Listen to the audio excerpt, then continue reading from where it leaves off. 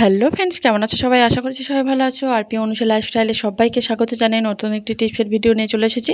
নতুন টিপসে তো অবশ্যই চ্যানেলটি সাবস্ক্রাইব করে আসছি। প্রথম টিপসে দেখুন বন্ধুরা, আমরা যখন এই রকম সবজি খাই, যেমন উচ্ছে, কাঁকরোল, দেখুন বন্ধুরা এরকম সবজির ভিতরে কিন্তু দানা থাকে, যে বীজগুলো শক্ত হয়। আর এই বীজগুলো কিন্তু অনেকটাই শক্ত হয়, আর কিছু কিছু বীজ একটু নরম হয়ে থাকে, যেগুলো কচি। আর যে বীজগুলো অনেকটাই শক্ত হয়ে যায়, সেগুলো কি হয়, খেলে কিন্তু আমাদের হজম হয় না, শরীরের পক্ষে কিন্তু অনেকটাই খারাপ, গ্যাস হয়ে যায়। তাই আমি কী করছি, একটা ছোট পাত্র নিয়েছি, নিয়ে আমি দেখুন একসঙ্গে ঝাঁকিয়ে, দেখুন এইভাবে যদি আমরা ঝাঁকিয়ে নিতে পারি, যেগুলো শক্ত বীজ সেগুলো কিন্তু একদম বেরিয়ে যাবে, আর যেগুলো ছোট কচি যেগুলো বীজ সেগুলো কিন্তু একদম ভিতরে থেকে যাবে, সেগুলো বার হবে না।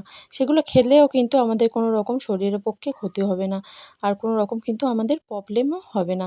এইভাবে আপনারা ঝাঁকিয়ে নেবেন যখনই কেটে এই সবজিটা রান্না করবেন, দেখবেন আপনাদের অনেক কিন্তু সুবিধা হবে, সহজেই এই বীজগুলো বেরিয়ে যাবে। অবশ্যই টিপসটা অ্যাপ্লাই করবেন। চলে আসছি পরবর্তী টিপসে।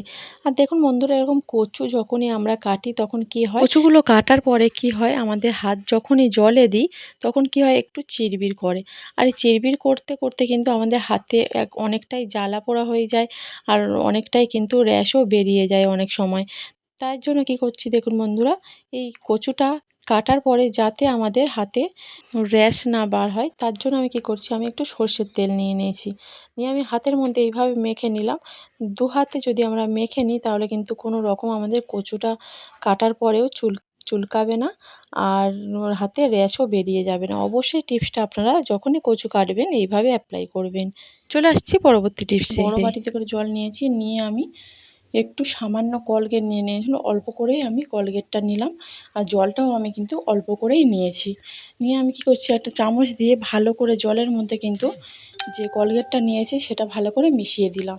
তারপর আমি কি করব দেখুন বন্ধুরা, আমাদের যেগুলো গ্লাস, স্টিলের গ্লাস হয়, এই গ্লাসগুলো কিন্তু অনেক সময় অনেক দিন ব্যবহার করতে করতে স্টিলের যে গ্লেসটা থাকে, সেই গ্লেসটা কিন্তু অনেকটাই চলে যায়। তাই স্টিলের গ্লাসটা ফিরিয়ে আনার জন্য আমি যে কলগেট মেশানো জলের মধ্যে কিছুক্ষণ আমি এইভাবে রেখে দেব। রেখে দেওয়ার পরে দেখুন বন্ধুরা, আমি গ্লাসটার মধ্যে একটু ওই জলটা নিয়ে একটু হাত দিয়ে এইভাবে যদি একটু ডলে ডলে নিই, তাহলে কিন্তু অনেকটাই, আপনারা বুঝতেই পারছেন আগে কেমন গ্লাসটা দেখেছিলেন, আর এখন দেখুন বন্ধুরা কতটা গ্লেস ফিরে এসেছে স্টিলে, একদম কিন্তু নতুনের মতো লাগছে। অবশ্যই কিন্তু এই টিপসটা আপনারা বাড়িতে অ্যাপ্লাই করবেন। আর আমি একটা কাপড় দিয়ে দেখুন মুছিয়ে দেখিয়ে দিচ্ছি, আরও দেখতে আরও আপনাদের সুবিধা হবে বুঝতে, যে কতটা সুন্দর কিন্তু স্টিলের গ্লাসটার একদমই চকচক করছে। দেখুন আগে কেমন ছিল, আর আপনারা বুঝতেই পারছেন এখন কেমন হয়ে গেছে। অবশ্যই বাড়িতে আপনারা এই টিপসটা অ্যাপ্লাই করবেন যখন স্টিলের দেখবে গ্লাসটা এরকম হয়ে গেছে। চলে আসছি পরবর্তী টিপস। আর দেখুন বন্ধুরা, আমি কয়েকটা দেশলাই কাঠি নিয়ে নিয়েছি। দেশলাই কাঠিটা নিয়ে আমি কি করছি, আমি একটা গার্ডার নিয়েছি, রাবার ব্যান্ড নিয়ে আমি ভালো করে কিন্তু এই দেশলাইয়ের মধ্যে দেখুন দিয়ে দিচ্ছি, বাঁধার মতো আমি করে দিলাম। দেওয়ার পর এটা নিয়ে আমি কি করব, আর কয়েকটা আমি তেজপাতা নিয়ে নিয়েছি। এই তেজপাতাগুলো অবশ্যই কিন্তু একটু ভালো দেখে নিয়ে নিতে হবে। আর দেখুন বন্ধুরা কি করছি, আমরা যখন বাজার থেকে অনেক বেশি করে চাল তুলে আনি, 1 পেটি বা 2 পেটি নিয়ে আসি, নিয়ে এসে বাড়িতে রেখে দিই।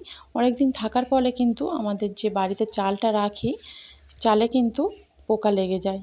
তাই পোকার হাত থেকে বাঁচতে আমরা কি করছি, কয়েকটা তেজপাতা আর যদি দেশলাই কাঠি এরকমভাবে নিয়ে রেখে দিয়ে দিই, পোকা কিন্তু লাগবে না, অনেক দিন চালটা আমাদের ভালো থাকবে। আর যদি বলেন যে দেশলাই কাঠি বারুদ আছে, আমরা তো সবাই চাল ধুয়ে ভাতটা তৈরি করি, এইভাবে রাখলে চালটা নষ্ট হবে না। চলে আসছি পরবর্তী টিপসে। দেখুন বন্ধুরা, সাবান, আমি 1 টুকরো সাবান নিয়ে নিয়েছি। সাবান কিন্তু অনেক বড় থাকতে থাকতে যখনই আমাদের ছোট হয়ে যায়, এই সাবানগুলো আমরা কি করি, ফেলে দিই, বা এখানে সেখানে পড়ে থাকে, নষ্ট হয়। তাই সাবান না ফেলে দিয়ে আমি কি করছি দেখুন, একটা প্লেটের মধ্যে সাবান অল্প করে কেটে নিলাম, নেওয়ার পরে হালকা উষ্ণ গরম জল আমি সাবানটার মধ্যে রেখে দিয়ে কিছুক্ষণ এইভাবে যদি ভিজিয়ে রাখি, এইভাবে দেখুন বন্ধুরা একদম কিন্তু এই সাবানটা গলে যাবে। আর একটা চামচ নিয়েছি, চামচ নিয়ে সাবানটার মধ্যে দেখুন এইভাবে যদি করে রাখি, একটু গলে গিয়েছে, তাও একটু ডেলা ডেলা হয়েছিল, তাই আমি চামচটা দিয়ে ভালো করে এই যে সাবানার জলটা গলে নিচ্ছি। এই সাবানের যে গলার জলটা নিয়ে আমি কি করব, দেখুন আমি খাতার পেজ নিয়ে নিয়েছি, ছোট ছোট করে ছোট ছোট করে কেটে নিয়েছি। নিয়ে আমি যে সাবানটা জলটা তৈরি করেছি, ওই জলটা আমি চামচে করে করে দেখুন আমি খাতার পেজের মধ্যে দিয়ে দিচ্ছি। দুটো যে ছোট ছোট করে নিয়েছি, ওই দুটো পেজের মধ্যে আমি লাগিয়ে নেব সাবানের যে এই জলটা। আর দেখুন একটা হয়ে এসেছে, আর একটা আমি একইভাবে সাবানের জলটা লাগিয়ে নেব। একইভাবে আমি আরেকটা পেজে জলটা লাগিয়ে নেব। আর জলটা লাগানোর পরে এটা কিছুক্ষণ পাখার হাওয়ায় বা রোদ্দুরে দিলে কিন্তু এটা শুকিয়ে যাবে। এটা আমি এখন শুকিয়ে নেব। তো বন্ধুরা দেখুন আমি শুকিয়ে নিয়েছি। এটা এখন কি হয়ে গেল আমাদের, এটা আমরা যখনই বাইরে কোথাও যাই আমাদের কিন্তু সোপ পেপার কিনতে হয়। খুব সহজে কিন্তু আমরা বাড়িতে তৈরি করে নিতে পারি সোপ পেপার। দেখুন এইভাবে যদি মুড়ে নিয়ে আমরা রেখে দিতে পারি, আমাদের কিন্তু কোনো রকম আমাদের বাইরে যখন যাব সোপ পেপার কিন্তু কিনতে হবে না। এইভাবে আমরা হাতটা বাইরে গেলে ধুয়ে নিতে পারবো। দেখুন খুব সুন্দর করে কিন্তু আমি হাতটা ধুয়ে নিচ্ছি। অবশ্যই কিন্তু আপনারা টাকা খরচ না করে বাড়িতেই সোপ পেপার তৈরি করে নিয়ে রেখে দেবেন। যখন বাইরে কোথাও যাবেন তখন ব্যাগে করে নিয়ে গেলেই হয়ে যাবে। অবশ্যই বাড়িতে টিপসটা আসছি পরবর্তী টিপসে। আর দেখুন বন্ধুরা এরকম পেঁয়াজ কিন্তু আমরা কি হয়, যখনই অনেক পেঁয়াজ কাটতে হয় তখন কি হয় আমাদের চোখ থেকে চোখটা জ্বালা জ্বালা করে, চোখ থেকে জল আসে। আর তখনই আমাদের কিন্তু পেঁয়াজটা কাটতে একদমই ভালো লাগে না। তাই আমি কি করছি দেখুন বন্ধুরা, আমি ফ্রিজের মধ্যে পেঁয়াজটা রেখে দেব। ডিপ ফ্রিজের মধ্যে 5 থেকে 10 মিনিট যদি আমরা এই পেঁয়াজটা রেখে দিই, তাহলে কিন্তু পেঁয়াজটা বার করে যখনই কাটবো আমাদের কোনো রকম কিন্তু চোখ থেকে জ্বালা জ্বালা করবে না, চোখ থেকে জলও আসবে না।